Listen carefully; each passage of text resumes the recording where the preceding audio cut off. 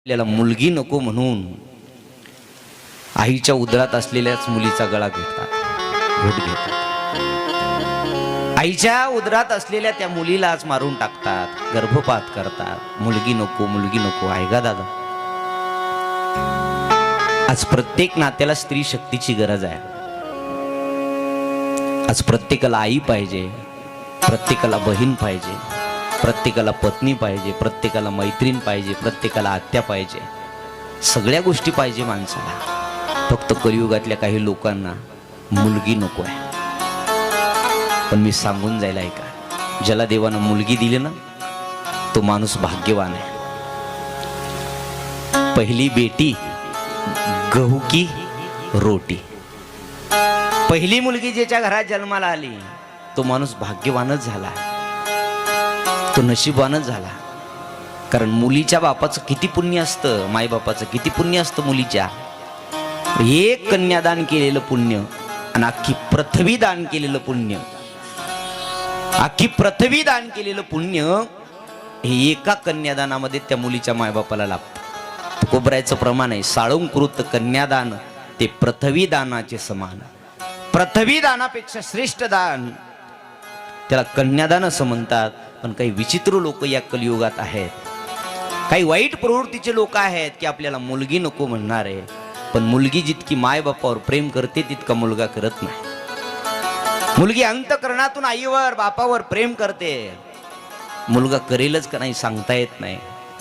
मुलगी ही दोन कुळाचा उद्धार करणारी असते बघा, एका नाही, दोन कुळाचा उद्धार करते मुलगी. एक तिच्या जन्म देत्या माता पित्याचा आणि दुसऱ्याच्या घरात जाईल ना त्या कुळाचा, त्या घराचा.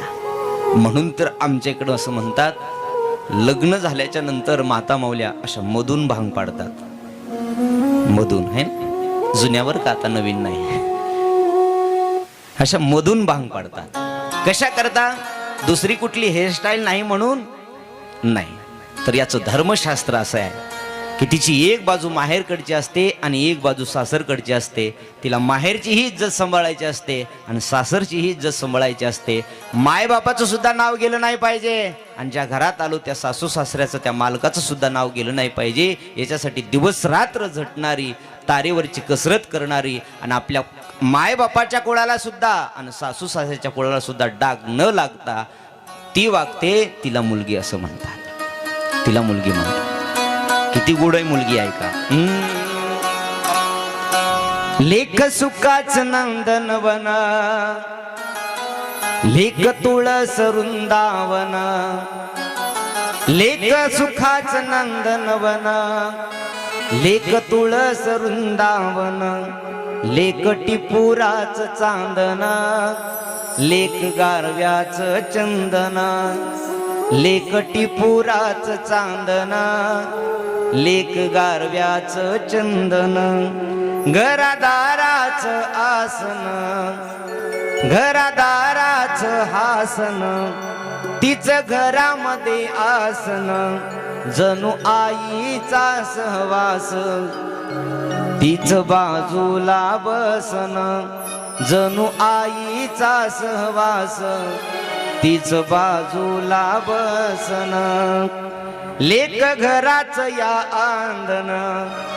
काय असते लेक? लेक घराच या अंगण. लेक बरकतीच आदन. लेक नशिबाच हे धान. लेक विश्व तारांगण. लेक टिपुराच चांदन, लेक गारव्याच चंदन. लेक तुळस वृंदावन. काय काय लेकाला उपमा दिली आहे, किती गोड असते लेक, किती गोड असते मुलगी. लेक सुखाच नंदनवन, लेक तुळस वृंदावन. लेक टिपुराच चांदन, लेक गारव्याच चंदन. लेक टिपुराच चांदन, लेक गारव्याच चंदन. तिला लेक म्हणतात. ती घरात असली ना की माय बापाला आनंद असतो. ती घरात असली की बरकतीचं अंगण असतं. लेक म्हणजे ती घरात असली की जसं प्रत्येकाच्या दारात तुळशी वृंदावन आहे, तुळशी वृंदावनाशिवाय घर सुन असतं, तसं लेकीशिवाय घर सुन आहे. ज्या घरात लेक नसेल ना त्या घरात आनंद कमीच मिळतो, कमी मिळतो बरं. भाग्यवान असाल आपल्याला लेक दिली असेल, पण काही अशा या कलियुगातली आई आहेत, काही असे बाप आहेत की त्यांना लेक नको आहे. 2-3 महिन्याचा गर्भ तपासून येतात आणि तपासून आल्याच्या नंतर ही लेक आहे असं कळालं की तिच्या शिक्षणाची काळजी, तिला सांभाळण्याची काळजी, तिच्या लग्नाची काळजी, तिच्या हुंड्याची काळजी म्हणून काही लोक गर्भपात करतात. ऐका भागवत कशा करता ऐकायचं, सत्संग कशा करता करायचा, देवाचं भजन कशा करता करायचं. आपल्याला संसारातल्या जरी गोष्टी कळाल्या ना आणि संसार जरी चांगला केला तरी देव संसारातच आहे. 2-3 महिन्याचा गर्भ सुद्धा त्या आईला बोलतो ना, आई का मला मारते, मी फक्त मुलगी आहे म्हणून. आई जर तुझ्या वेळी तुझ्या आईनं असं केलं असतं की मला मुलगी नकोय तर तुला आई होण्याचं भाग्य लाभलं नसतं ग. आई तर देवापेक्षा महान आहे ना, देवापेक्षा श्रेष्ठ आई तुझी गणती आहे, देवापेक्षा श्रेष्ठ तुला मान आहे. आणि तूच राक्षसीन झाली आई. आई नको न ग मारू, बघू दे ना हे जग मला, तुला ओझ म्हणून राहणार नाही आई. रात्रंदिवस कष्ट करेल, शिक्षण घेईल, तुझं नाव कमवेल, तुझं नाव जाईल असं वागणार नाही आई. पण जन्म घेऊ दे ना मग, रात्रंदिवस तुझ्याच पाशी राहील, तुझ्या आठवणीशिवाय जगणार नाही आई. अशी म्हणणारी ती 2-3 महिन्याचा गर्भ सुद्धा आईला बोलतो, आई मारू नको ग मला जन्म घेऊ दे, आई मारू नको ग मला जन्म घेऊ दे, आई मारू नको ग मला जन्म घेऊ दे, आई मारू नको ग मला जन्म घेऊ दे. ओ आई नको सांभाळू मला तळहाताच्या फोडावानी, प्रत्येकाला सांभाळणारा आहे तूची एक जगदानी. देवाची भक्ती करण्याची संधी मला येऊ दे ग,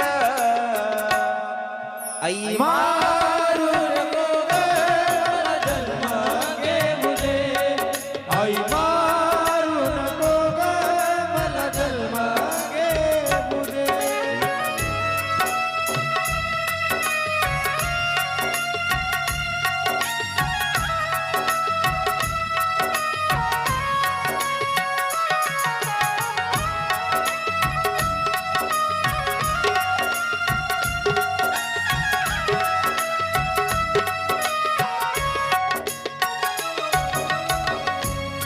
तुझ्या वेळी तुझ्या आईनं केलं असतं, आई होण्याचं भाग्य तुला लाभलं असतं कसं. तुझ्या वेळी तुझ्या आईनं केलं असतं, आई होण्याचं भाग्य तुला लाभलं असतं कसं. आई माता आहेस तू, राक्षसी विचार सोडून दे ग, आई मारू नको ग मला जन्म घेऊ दे, आई मारू नको ग मला जन्म घेऊ दे.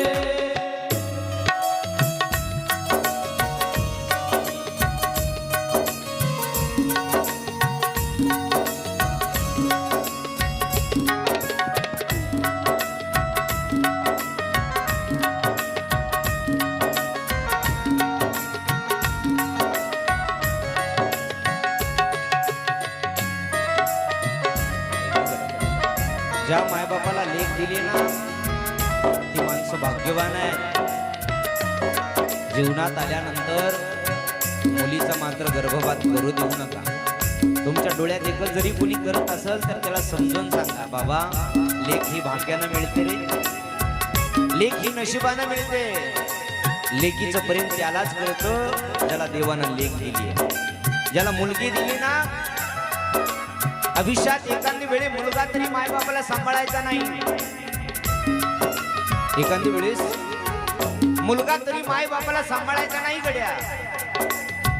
पण ज्या दिवशी लेकीला कळल माझ्या माईला सांभाळेनाच माझा भाऊ, त्या दिवशी कुठेही असलेली लेक म्हात्याला माईला बापाला सांगल, आई माझ्यासोबत चल तू, बाबा माझ्यासोबत चला तुम्ही, जीवा जीव आहे तोपर्यंत मी तुमचा सांभाळ करत. असं म्हणणारी निस्वार्थपणानं प्रेम करणारी जगाच्या पाठीवर लेक असते, मुलगी असते. आणि त्या मुलीला आपण मारावं कशा करता? फक्त वंशासाठी दिवा पाहिजे म्हणून ना.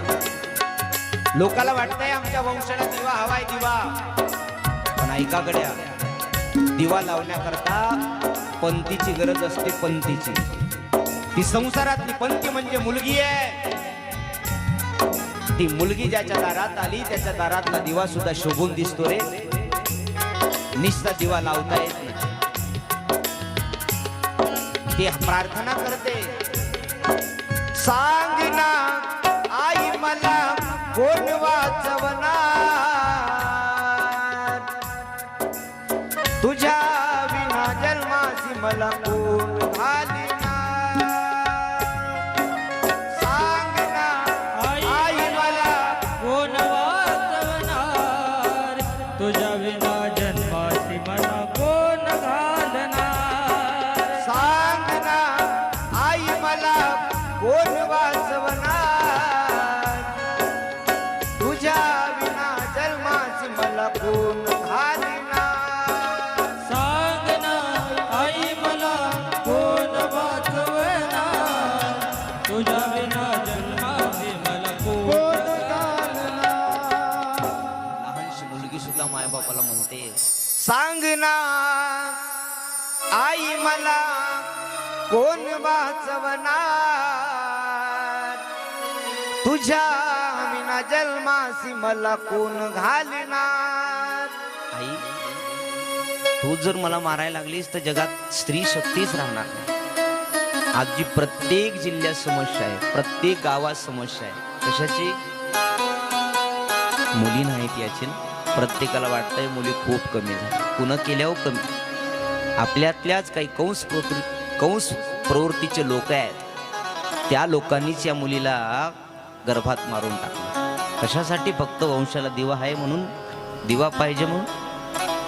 पण ऐका वाक्य, तुम्ही हुशार आहेत, कळेल तुम्हाला. ज्यांनी ज्यांनी दिव्याला आपलंसं केलं त्यांची दिवेच लागली म्हातारपणी. आणि ज्यांनी ज्यांनी एकुलतं एकच केलं त्याचा ते इंटरव्ह्यूच घ्यावा. एकच पाहिजे, मुलगी सुद्धा नको, मुलगा सुद्धा नको असं म्हणणारे काय काय लोक आहे ना. मुलगी असेल ना तर मुलीच्या दारात जाऊन 4 दिवस राहता येईल, आनंदानं राहता येईल. मुलगी कुठेही जाऊ द्या, ती मायबापाला अंतकरणातून सांभाळते, प्रेम करते. असं एक वाक्य पाठीमागं व्हॉट्सअप फेसबुकला फिरत होतं, एक सुंदर मॅसेज होता बघ, वाचलं असेल तुम्ही. त्या मॅसेज मध्ये असं फिरत होतं,